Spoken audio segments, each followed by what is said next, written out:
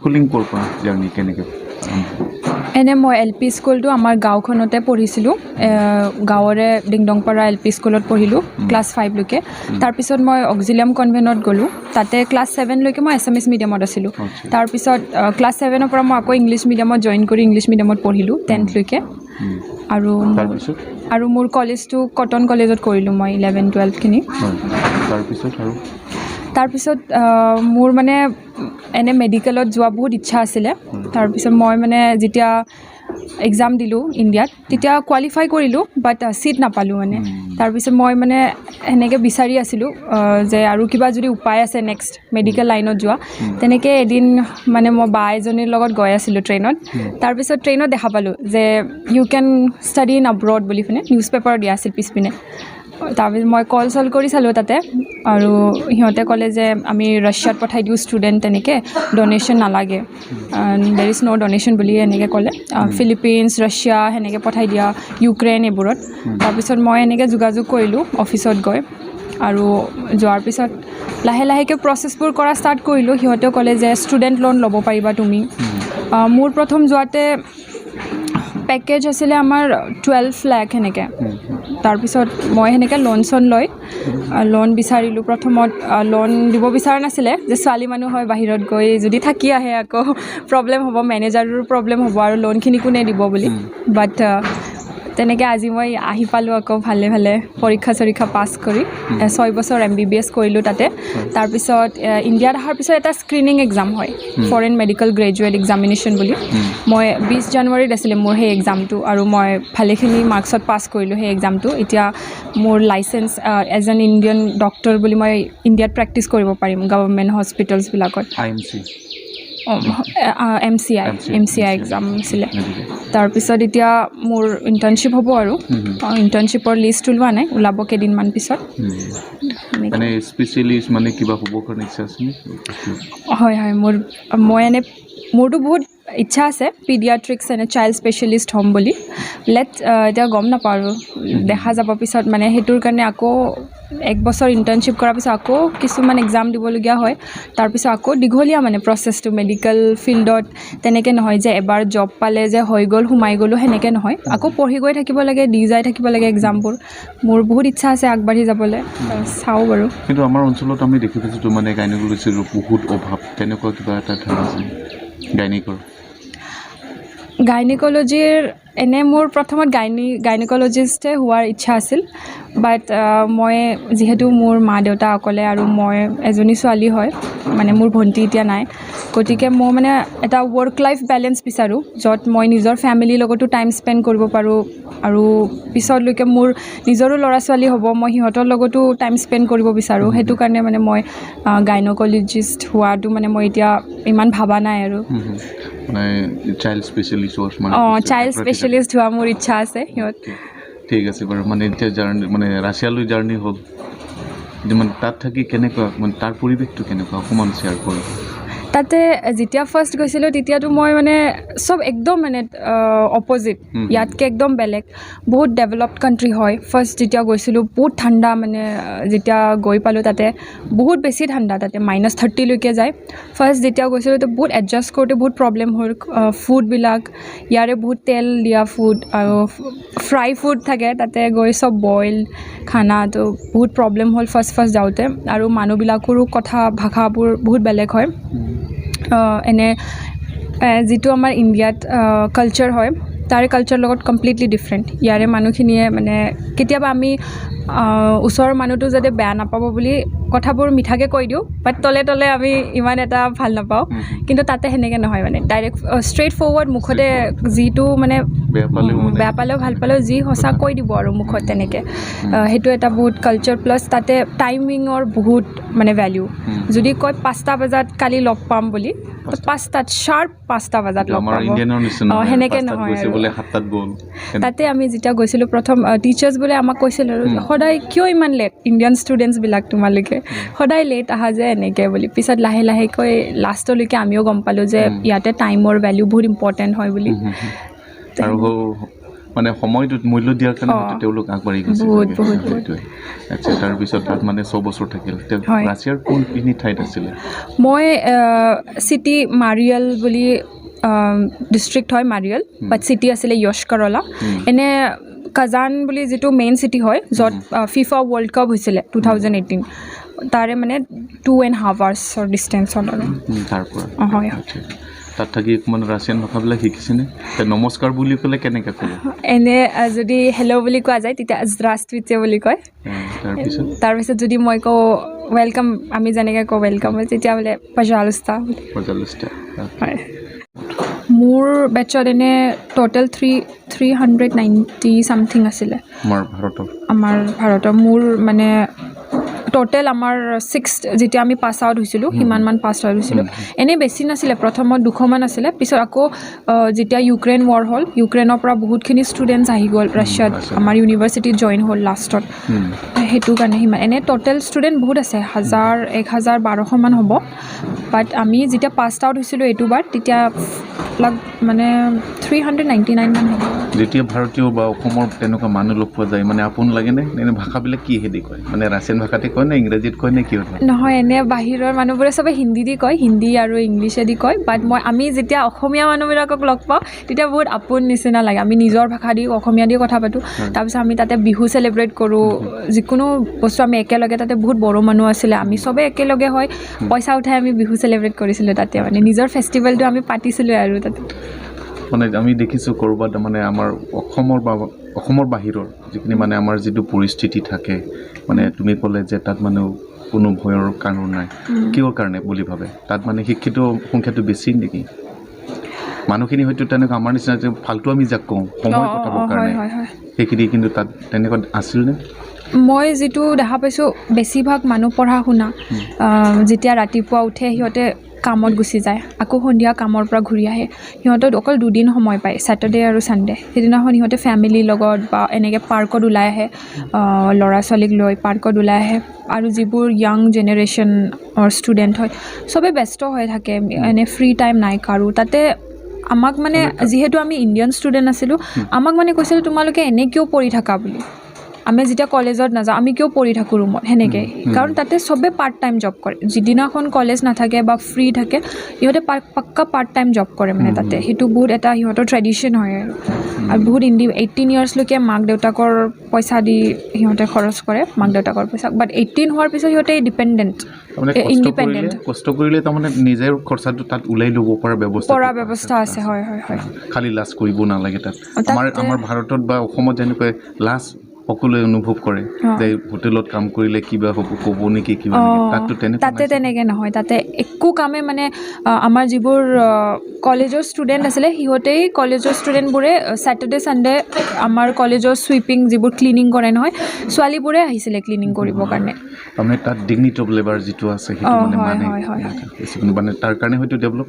হয় হ'ব পাৰে। হয়, এতিয়া আমি কথা সুধিছোঁ যে কিছুমানে আমাৰ ডক্টৰ পঢ়িব লাগিলে নীট এক্সামটো মানে পাছ কৰিবলগীয়া হয়, কিন্তু তাত কেনেকৈ সহজ নেকি যে আমাৰ কিবাৰ পৰা? তাতে এনে মেডিকেলৰ কাৰণে সিহঁতৰ মানে ইমান এটা মেডিকেলৰ প্ৰতি ইমান এটা কিবা নাই, কাৰণ পেচেণ্টে নাই বেছি। বাহিৰতো ডেভেলপ কাণ্ট্ৰি হয়, চাফ চিকুণ বহুত বেছি চাফাকৈ ৰাখে বস্তুবোৰ, আৰু চবেই এডুকেটেড হয়, সেইকাৰণে বেমাৰ আজাৰ বহুত বস্তু নাই, মানে বেছি বেমাৰ দেখা নাপায়। তাতেতো আমি মেলেৰিয়া, টাইফইড সেইবোৰতো দেখাই পোৱা নাই, এদিনো কাকো দেখা পোৱা নাই। ডাঙৰ ডাঙৰ এনেকৈ বেমাৰবোৰ হয়। তাৰপিছত আৰু ট্ৰমা যেনেকৈ এক্সিডেণ্টবিলাক হয়, কাৰণ তাতে বহুত এলকহল কনজাম্পশ্যনটো বহুত বেছি হয়, এনেকৈ এক্সিডেণ্টবিলাক বহুত হয় তাতে। বাকী তাতে যদি পঢ়াৰ কাৰণে এনেই কিবা এটা এক্সাম দিব লাগে চাগে, সিহঁতৰ ৰাছিয়ানৰ দিব লাগে, সেইটো ইমান এটা মই গম নাপাওঁ। কাৰণ আমিতো ইয়াতে আমাৰ এটা ক্ৰাইটেৰিয়া আছিলে যে আপোনালোকে নীট দি আহিব লাগে বুলি। আমি নীট কোৱালিফাই কৰাৰ কাৰণে এনেকৈ যাব পাৰিলোঁ আৰু। এতিয়া নীট কোৱালিফাই হ'ব লাগে, প্লাছ তাতে গৈ অহাৰ পিছত আকৌ এটা এক্সাম দিব লাগে। সেইটো ক্লিয়াৰ কৰাৰ পিছত আপুনি গভৰ্ণমেণ্টত সোমাই গ'ল আৰু ইণ্ডিয়ান গভৰ্ণমেণ্ট ছিষ্টেমত। হয় হয়, এতিয়া তাত মানে কমপ্লিট হোৱাৰ পিছত আমাৰ যিটো মানে MCI সেইটোত মানে বস্তুখিনি কৰিলে এতিয়া মানে পূৰা ইণ্ডিয়ানৰ নিচিনা হৈ গ'ল, মানে চাকৰি কৰিব পৰা ব্যৱস্থা হৈ গ'ল। কিন্তু আমি দেখিছোঁ ইয়াত মানে আমাৰ যিখিনি ক্ৰাইটেৰিয়া থাকে কিন্তু সেইখিনি বহুতে মানে পাছ কৰিব নোৱাৰে। কিন্তু ডিৰেক্টলি তেনেকুৱা ব্যৱস্থা আছে নেকি যে যিসকল মানে বহুত ইণ্টাৰেষ্টেড আছে ষ্টুডেণ্ট আছে তেওঁলোকে কিন্তু মানে ডক্টৰ পঢ়িব কাৰণে কিন্তু এইটো নীটটো মানে তেওঁলোকে পাছ কৰিব নোৱাৰিলে তাত চিধাকৈ কিবা এটা ৰাস্তা আছে নেকি আছে এনে আগতে পাৰিছিল চাগে বাট আজিকালি বহুত ষ্ট্ৰিক্ট হৈ গ'ল এতিয়া মানে নীটটো কোৱালিফাই কৰিবই লাগে আৰু নীট মানে এনে বেছি কিবা নহয় নীট কোৱালিফাই কৰা মাৰ্কছটো বেছি নালাগে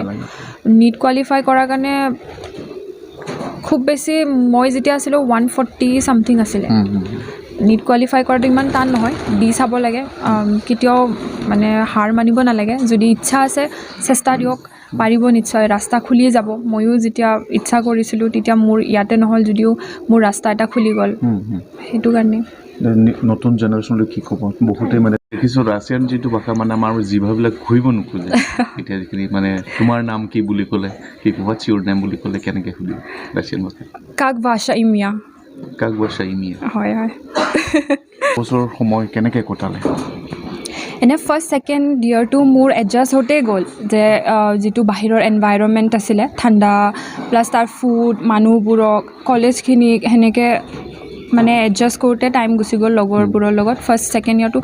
তাৰপিছত থাৰ্ড ইয়েৰৰ পৰা মানে মই ভালেখিনি এডজাষ্ট হৈ গ'লোঁ তাতে পঢ়া শুনা ধুনীয়াকৈ কৰি আহিলোঁ আৰু তাতে লগৰবোৰো বহুত ভাল আছিলে তাৰপিছত আমাৰ মানে কলেজৰ লাইব্ৰেৰী আছে আমি 24/7 সেনেকৈ যাব পাৰিম কলেজ ৰাতিটো বন্ধ থাকে বাৰু ৰাতিপুৱা 8টাৰ পৰা সন্ধিয়া